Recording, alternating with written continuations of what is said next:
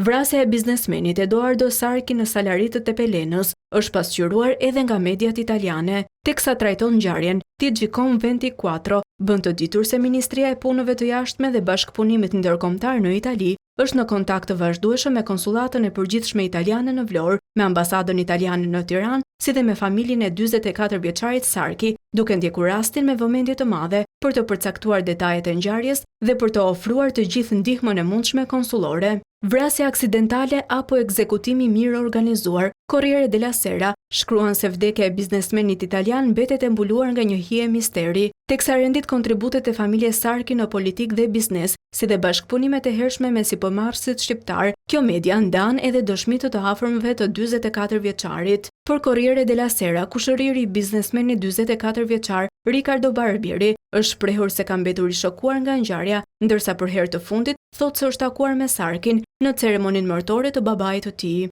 Në shkrimin e publikuar për këtë ngjarje, Rai News bën të ditur se 44 vjeçari Sarki jetonte dhe punonte në Shqipëri prej afro 20 vitesh së bashku me familjen, ndërsa shton se në Tepelen, biznesmeni italian kishte shkuar me ortakun e tij, i cili pas ngjarjes njoftoi policinë. Ngjarja është trajtuar edhe nga e përditshmja La Repubblica, e cila shkruan se 44 vjeçari kishte shkuar në Salarit të Tepelenës për gjueti, së bashku me ortakun Eqerem Braçi, i cili u shoqërua nga policia bashkë me 2 djemtë e tij, pasi pak orë përpara ngjarjes kishte darkuar në banesën e tyre.